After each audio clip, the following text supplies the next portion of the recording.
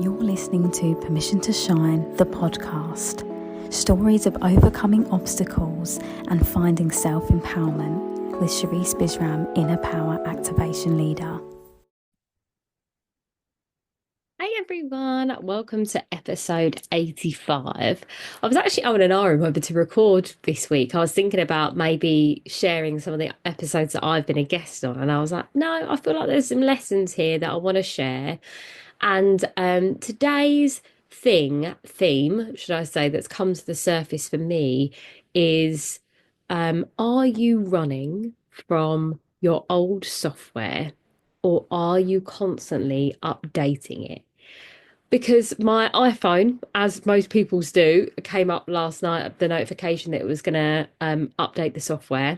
And even this morning, it told me the software had been updated. And it got me thinking about our minds and the program that we're currently running on. And I thought, I wonder how many of us, and I did have a conversation today with someone else that really bring this to light. And I'll go into that in a bit more detail in a moment. But it really got me to think that our whole lives, as I always say, are a real, I guess, data point of, these old codes that we've received throughout our whole life that we've been just copy and pasting continuously over and over again.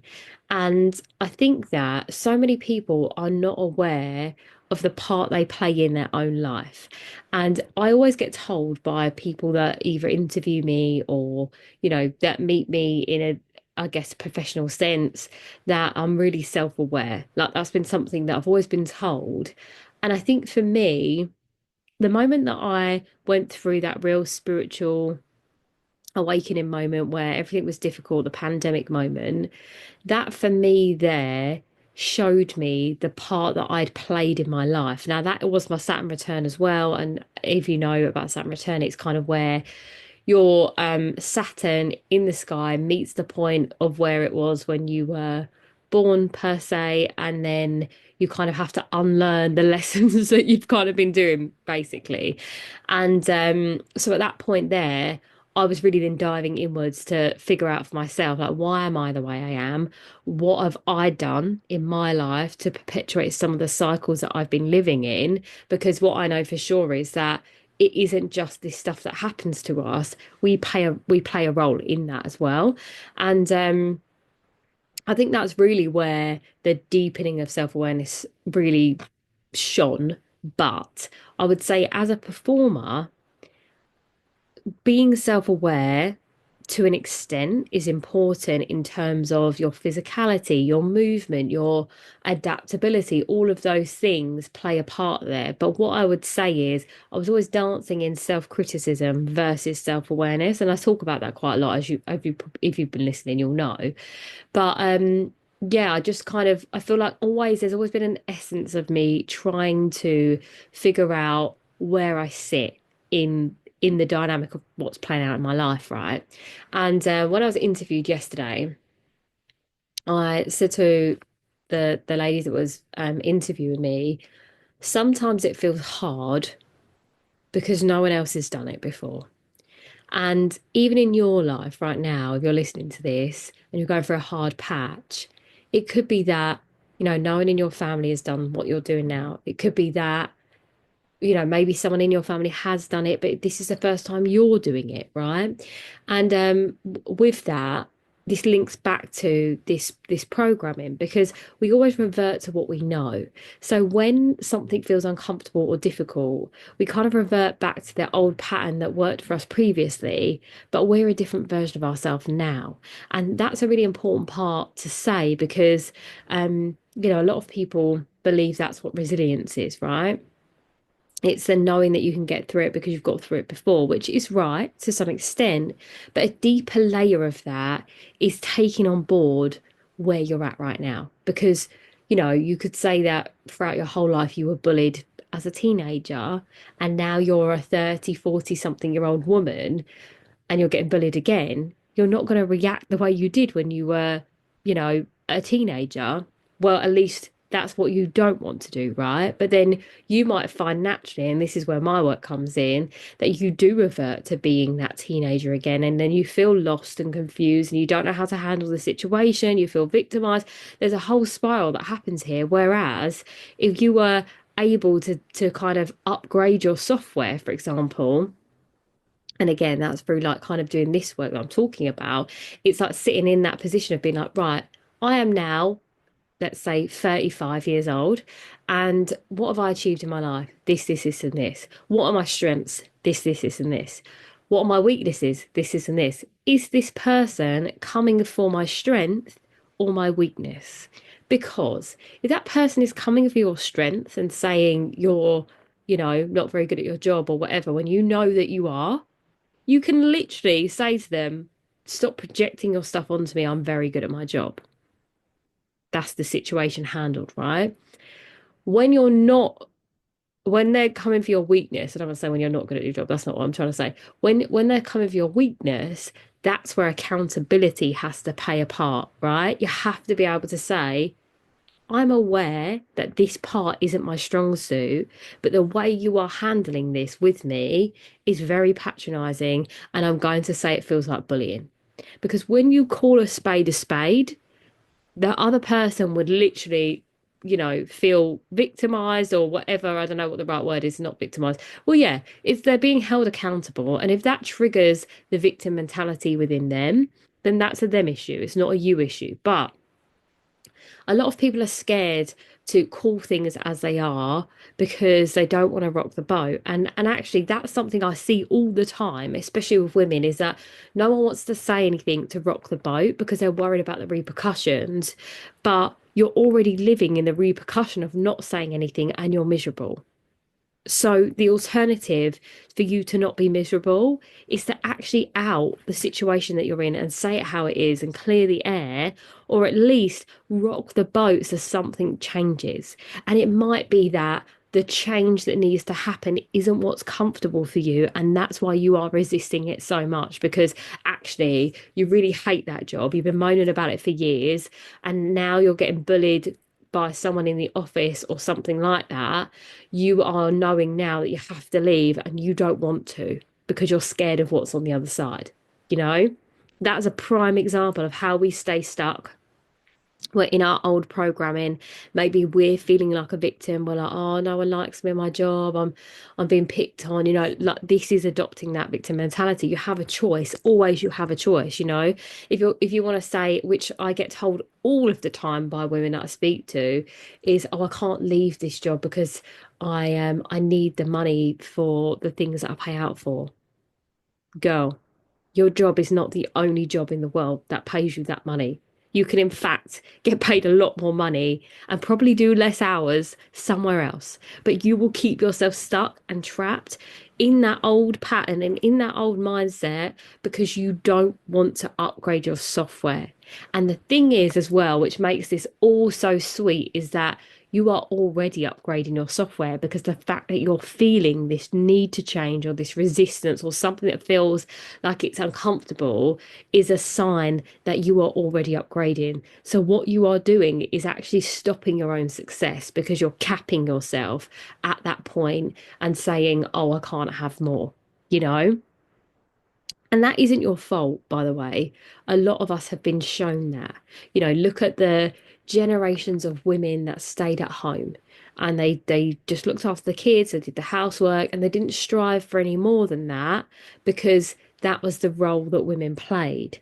However, over time, we've now started to see the rise of mumpreneurs, right? These mums that are now, they're doing the school run, they're doing the dinners, they're looking after the household, but they're also doing side hustles. And these mumpreneurs are now making millions of pounds and still being a mum at home, So they're an I don't even want to say anomalies in this situation. There are other ways of doing things, but we get so capped in our own experience of what's happened to us, which is obviously the main one, but also, you're leading by example or watching from example. So it's all interconnected. This like byproducts of our mind not thinking it's possible, and then our mind believes it's not possible because we haven't seen it's possible. So then you can feed in that loop over and over again, or like, I want to do this, oh, but I haven't done that before, and I haven't seen anyone else do that before, or the people that you have seen do it before are, viral on social media and you don't know them personally. But what I know for sure is all of those people on social media, they do have DMs.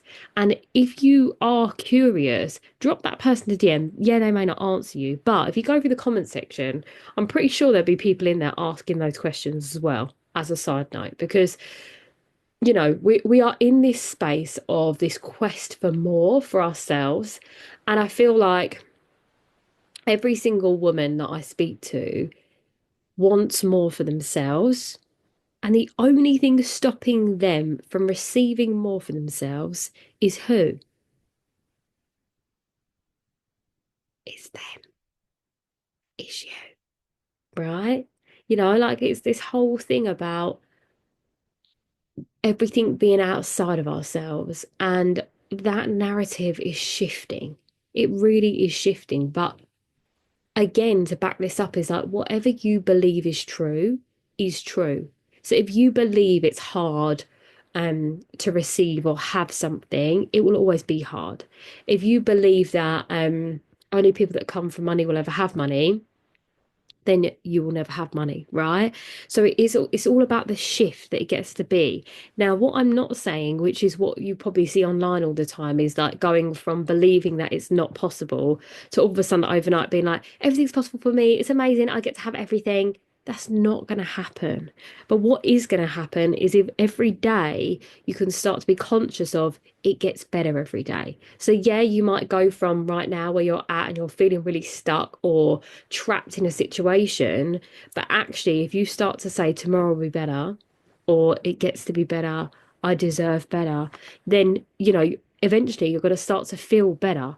And then when you get to that point where maybe like a week or a couple of months' time where you're like, actually, things do feel better, it's like, I deserve more, and then you start to deserve more, and then more starts to come in. You're like, ah, okay. Then maybe the saying is the better it gets, the better it gets. And then it's like, wow, things are really starting to shift now. I can see it and feel it. And then when you're in that space, it's like, I deserve to make X amount of money, or I deserve to receive nice things. Like these are the tiny increments that we can start to believe. And don't get me wrong, your old programming will want to rise up.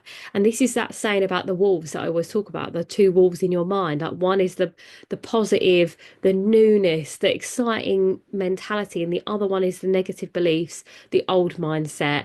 And because that wolf has been fed so much, it will eat the other wolf if you're not feeding it, right? So this is the thing, like sometimes when you're having a day that you feel a bit wobbly, that negative wolf is going to rise up and try and take the other wolf down, right? And this is where you have to be discerning and tuned into yourself. Like when you notice your thought pattern, like maybe the day that you feel like, oh, this feels like a bit of a crap day, or I feel really uncomfortable today, that is the sign that your negative wolf is leading you.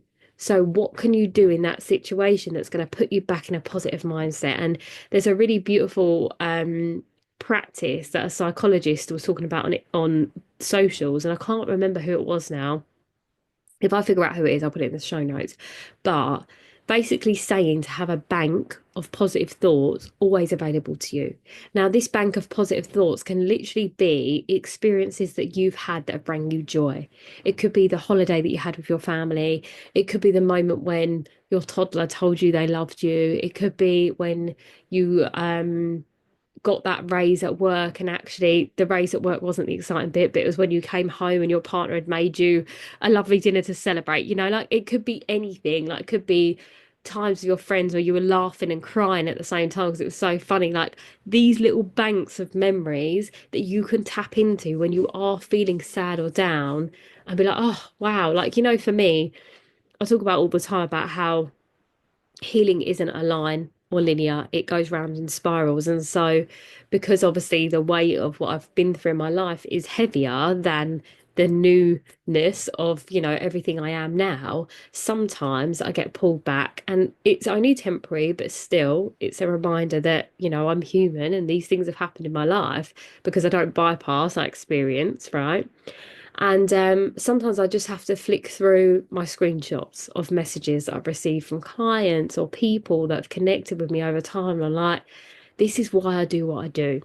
This is why at times it feels hard because, I have gone through a lot, but equally the impact I've made as a result of that out trumps it by far. But also, another important thing to say on all of this is that it's okay to feel sad, you know? Like it really is okay to feel sad. And in fact, it's really normal and human to feel sad every now and again. But when you are feeling sad for weeks on end, months on end, that's when it's a sign that, okay, something needs to shift. And it's about this kind of like, the memory bank thing is such a quick thing you can tap into. But if it's feeling like that for a longer amount of time, it is writing it down, like writing down, why am I feeling like this, or dive into the memory that's there. Because a lot of the time, Dr. Martha Beck talks about this quite a lot about sitting down with that part of you that feels anxious or overwhelmed, and tapping into what was the memory there, what's coming up right now. And I've done a lot of this recently as well for myself to think about, you know, um, for me, I now know going back doing this practice that when I when my dad passed away from alcoholism, and obviously I'd had all of those other members of my family die back to back, I decided that the boyfriend I had at the time, he disappeared a little bit and he yeah, he didn't come to the funeral and like all of the things. And I was like, oh, that doesn't sit well with me. So at that point, I kind of made a decision there that I was going to stop distracting myself from anything other than succeeding in life. Now, can you see where there's a bit of a toxic shift here? Because I went from, having a boyfriend, um, doing all my dance stuff still, being with my family and all the things, even though obviously things were volatile and heavy and hard at the same time. But then the moment that my dad died, I just thought he was 45 years old. He didn't get to achieve anything he wanted to do. And along with that, obviously, I had members of my family that were like 21 that passed away. And I was just thinking about how um, my nan was 56, and I thought about how these people didn't get to live their life fully. So I guess in a way, it was like a deeper rooted, soulful reason why I wanted to achieve in my life was because the people that I love didn't get to do that. So I wanted to do it for them. But you can't live for anyone other than yourself. And I think that I took it too literally. I really forced that narrative to a point where I didn't allow anything else in other than that. And I know so many people could sit in here right now and tell me their version of that for themselves. The reason why we push so hard or work so hard or want more for ourselves or for others is this one driving thing. And that point came to me very clearly over these last few days, and I was like, yeah, so many of us are doing that right now. There's a reason we're stopping ourselves from having something. And I had to really sit down with that version of myself and say, you can have it all, you can. And I think society makes us believe that, especially back then, like this is like what, 15 years ago, maybe even longer than that. Yeah, no, it was 15 years ago. Yeah, 15 years ago. So I sat down with myself, was like, right, that's it. No distractions. We're going to achieve. We're going to win. We're going to do what it takes. And even in that, because things had always been hard for me, I was cut and pasting that hard reality, and then obviously not allowing anyone else to support me in the meantime. So this toxic pattern then unravels throughout my whole life. And yeah, I feel like now, 15 years on, I'm living in a completely different space in terms of how I feel about myself, in terms of what I'm ready to receive, in terms of what I'm building with my business. But there was still something that I felt like was maybe blocking me as to why I wasn't receiving more, when it comes to adding a relationship into my life. And I had to think about what was that point, what was that moment? And then, yeah. I was like, that's the moment it was. So then, now the armor is off. I get to go back to that version of myself and just say to her, you know, don't try so hard. It's okay, But equally, I wouldn't change a thing because I needed to go through all of those things to now have all of this to teach. And that's why it's so important that we are able to revisit these patterns and this programming because it serves its purpose as evidence, as recaps, as whatever it needs to be. But the important thing is we take that lesson that we learn and we use it in an upgraded way to create more for ourselves because you deserve a life of more. You deserve a life of this and I think that the patriarchal way that we've been taught is that sacrifice everything, or if you want success, you got to be up at 5 a.m. and go to bed at 1 in the morning and just keep pushing, and that's not the reality. And that looks different for all of us, right? It could be that you were told that if you wanted to have kids and a family and settle down, that you couldn't have the career too. It could be that you were told only men get paid this amount of money. Whatever the narrative was for you in your life, it's about looking at that and looking at your life and saying, when was the point that I told myself that was true? Because that's all it is, right? Your subconscious mind has taken on board something that you believe to be true and then went with it. Yeah. So that's a really important thing. And I'm seeing it all the time now. I had a conversation today with a lady that was told by one of her mentors that she couldn't do something or it wouldn't work or whatever. And I said to her, do you think you can do it? And she was like, yeah, but well, I just, no, I mean, I really trust this person. And they said, oh, I'll be honest with you. I've been told my whole life I won't be able to do this. I won't be able to do that. I won't be able to make it. I won't achieve this. I won't do that. And I did it anyway. And I'm saying all of this to say that, if you always believed what other people said or took on board what always went wrong, or, you know, believed what you saw in terms of things not working out, like and all of these narratives, if you took all of that on board your whole life, you wouldn't move forward. You'd be stuck with a Nokia 3310. Like literally your mindset would be a Nokia 3310. And we see that now, right? I'm sure some of you somewhere have got an old relative that is still stuck in the past, like still doesn't want to mingle, I don't know, with people of color, or doesn't want to eat food that's not British, for example, like as a narrative of a way of you seeing how that gets people nowhere. Like you can't go out for a meal with your granddad because you don't want to eat anything other than fish and chips. Do you know what I mean? It's like and I'm just giving that as an example of how this looks like in a physical manifestation, instead of like the mental one that you're living in all of the time. Like when you go to do something scary, it should feel scary, something big, something out of your ordinary. And I want you to picture that old relative of yours eating fish and chips. You love to go out and explore and do nice things. You want to travel, you want to see the world, you want to I don't know, maybe your type of partner is the same sex as you or different culture, like, and then I want you to picture that old relative in your head eating that fish and chips, saying to you, oh no, you can't do that. Would you let that stop you? No, you wouldn't, right? You would be like, no, actually, it's my life. I'm going to live it. Yours is nearly finished now. Enjoy your fish and chips while you can, like this is the mentality here. It's like, you have to think of that old programming in your mind as that old person there, but also other people's perception of what is true and what is real is theirs. And as a mentor, for me, there's this dance that you have to do, as in, and I've always said this, is that I don't impose my beliefs onto my mentees.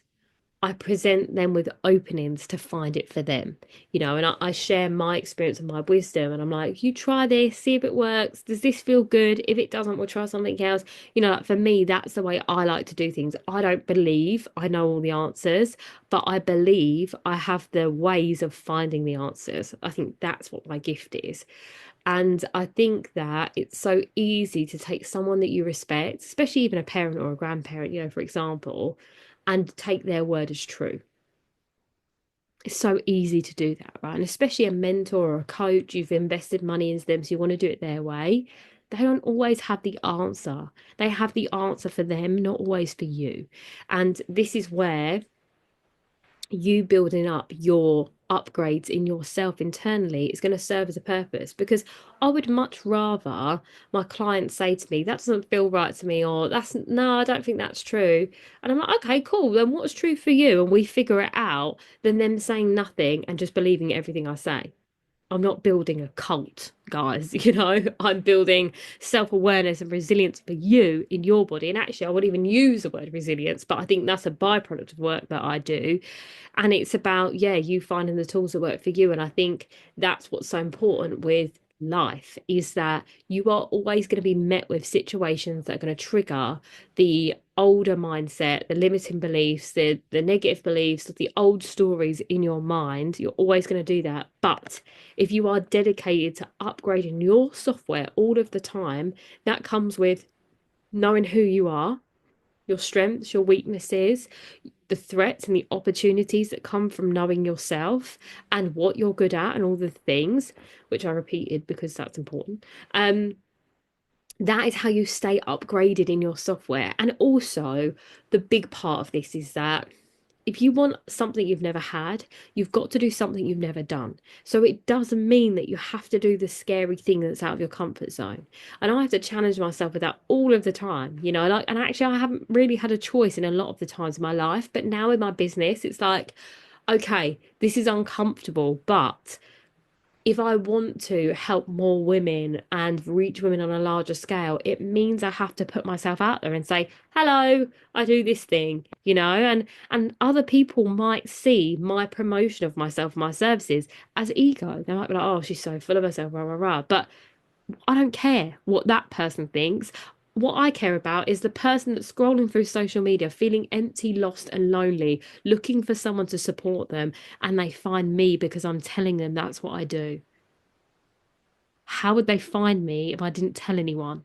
You know? And I'm saying this to you because I feel like some of you, and I know some of the listeners, some of you are stopping yourself from succeeding, from being more, from having more because of what other people's perceptions are of you are, and also what your perception of you is. You're that old limited one, that one that you haven't done. So if you are listening to this right now and you're feeling like I'm stopping my own growth, get out a pen and paper and do a SWOT analysis. Literally grid the paper into quarters: strengths, weaknesses, opportunities, and threats. The opportunities are, from looking at my strengths, what can I achieve here? Okay, I'm really good at connecting people. Am I going to networking events? Write that down. Opportunity, networking events. Maybe it's that you are someone that joins people together in terms of referrals. Maybe you could set up a referral system somewhere. Maybe you're really good with kids and you don't want to be a nanny, but actually maybe you could start to run kids play dates or something, like there's all of these little things that you can look at in your life that build you up to who you are, because every single one of you has a strength. It could be that you're funny, you're creative, it could be that you're really organized, it could be that you're a good listener. I'm just thinking of all these things here. Now, when we look at weaknesses, it's like, for me, I bloody hate admin. I hate it, but I've had to be good at it to run a business. But guess what? I now hired a VA so that she can do that for me. That was me looking at my threats. What are the my weaknesses? What are the threats here? Maybe when I get too busy and I can't do everything all on my own, we hire that out. That's me being aware of every part of myself. So I am being accountable for the upgrades that I have in my system. Because if I didn't do that, if I didn't jump to the next level, the universe isn't going to give me more. It's going to keep recycling the same stuff over and over again. And it might be nice, it might be okay, like, yeah, like people know who I am, that's really nice. But actually, you want to be able, if I want to be able to help so many more people. I need to be in the rooms where the people that need me are. And that only happens when I can then not focus on all the admin stuff and I can focus on the delivery, you know? And also, a really lovely thing for you to do as well is to get really clear on your values. You know, like what do you value in life? You know, is it friends and family? Is it creating sustainability in your life financially? Is it kindness, honesty, integrity? You know, like look at those little things in your life, and if you're struggling with that, take a day to sit with it, or grab a cup of tea and just sit down with it and just ask yourself. And you could even write that on the other piece of paper. If you've got one side your strengths and weaknesses and the other side your values, that there is your like manifesto to life. You know, like that's who you are in a piece of paper that you can come back to over and over again, and it will evolve and change as you do, right? But your values will probably stay the same, unless obviously at this moment in time you don't really want to have a family. But um maybe in a year's time you do, like that will change. But in terms of like integrity, that will always be there. Like I always do everything to the best of my ability, and I try my best to be, I don't even want to say try my best, I do tell everything as it is, so people know when they see me, what they see is what they get. I'm never a different version of myself to the girls in the schools, the women that I teach, to the stages when I'm speaking. I don't change who I am. This is who I am, and that's something I'm really proud of. But it's come from doing these deep dives to figure out what is my old programming and how is that showing up in my everyday life, so I can then take the parts that are ready to upgrade and step into that scary, vulnerable space, that unpredictable space, but knowing what I do know from the lessons that I've learned previously and from the strengths that I have in this version of me, right? Because that's really just the secret there. There's no other formula to that. That literally is it. You get an upgrade come through. Are you going to use it or are you not? And the thing is right now is there's so many planetary shifts, and even if you're listening to time, we've got Uranus is going to be conjunct with the full moon in Leo this week. So that's all about, if you're not getting out of your own way, Uranus is going to do it for you, and it's not going to be fun. So it's like, you clinging on to this job that with people that are bullying you or treating you like crap. If you are not making the move to move yourself, the universe will do that for you. And that might not be the best way for it. It might mean that, you lose your job and then you've got no financial backing. Now, I'm not manifesting that for you, but what I'm saying is, if you can start looking for something else now, and or saying to the boss or the company, like, this is happening and I'm not okay with it, and you want to stay, then you are doing that aligned action that matches up with the version of you that you want to be. This even goes for, if you want a raise at work, go and ask for it. No one's gonna give you that off their own back if they don't know that you want that. There's so many things here, and this is where the masculine and the feminine energy need to be friends, because actually, if you're feeling like, yeah, I want more for myself, sit with it, ask yourself, what does more look like? What does it feel like? That's the feminine. And then the aligned action, that's the masculine. That's saying, okay, right now in my life, for me to feel the best I possibly can, that's going to every day lead me to where I want to be more, I need to do this thing. Doing that thing is the masculine. That's the divine masculine. That's what you need to be doing. It's about going through another route. And I've always said this, is that in life, very rare that you can walk through the front door of your dreams and aspirations. You can't just knock on the door and be let in, right? That's just not how it works a lot of the time. You've got to find another way in. Can you go around the side? Do you know the doorman to let you in? Or maybe some of the buildings of your dreams and manifestations are already open, because actually it's just a segue to the next thing. And it's a maze. Life is a maze. It's going to be keep winding and unraveling, and it's up to you to kind of navigate that in the best way possible. But you might see that empty room and think, do you know what, I'm just going to live here, I'm just going to stay here, and that's okay. But how happy and fulfilled would you feel if you just stayed in that one space, knowing that there's a whole lifetime of opportunity that's laid out in front of you, and it's up to you to step forward into that. And yeah, I feel like that's really probably the core of what I wanted to say. I was thinking, is there any more there? No. So what I'm saying is self-awareness really is the key to everything.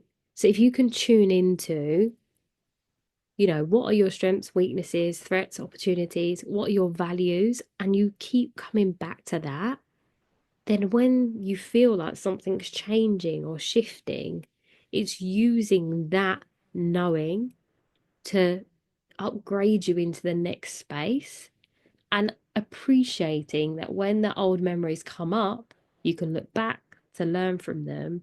But ultimately, you're going to take that data and you're going to apply it with the new upgraded data, the new upgraded software. So then you can ultimately upgrade into your next timeline, reality, opportunity, whatever you want to call it. So everything is always constantly evolving and moving, with whether you're present for it or not, right? Like whether you're aware of this or not, life is happening, moving and evolving. And it really is about you tuning into you all of the time, because you are the creator of your reality. No one else is doing that for you. But if you're allowing other people to do it for you, then that's hindering your growth, right?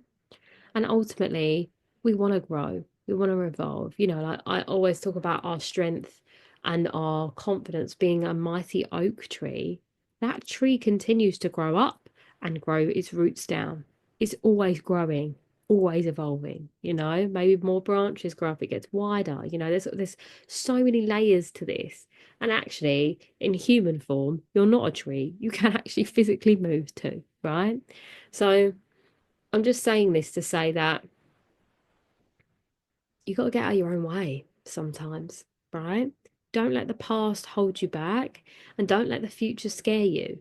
Take what you've learned, apply it to who you are now, and trust that you will handle whatever comes your way. So, yes, I'm going to leave it there. I'm sending you lots of love. And as always, please do drop me a DM if you need my guidance and support. I am now offering one-to-one spaces for 6 months or 12 months for the woman that is ready to do this work. If you're listening, always thinking, gosh, I really need to do that, or I really feel that, or I'm in that space right now, I'm speaking to you, especially if you're a woman that has her own business or is in a managerial position, or, a leader of some sorts. You especially need to tune into this, and every woman needs access to some form of this. But the woman that I'm speaking to is the woman that is outwardly successful. She's outwardly doing all the things that she was supposed to do in her life and still feels like something isn't right. And for me, that really is about us reconnecting every part of you so you do feel deeply fulfilled on every level.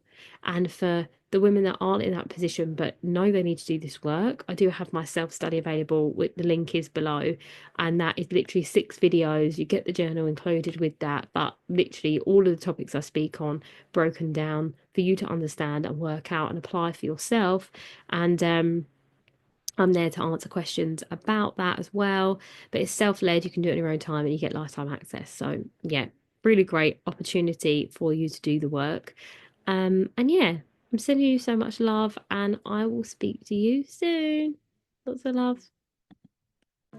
If this episode resonated with you, please do like, follow, and share with someone that you know would benefit.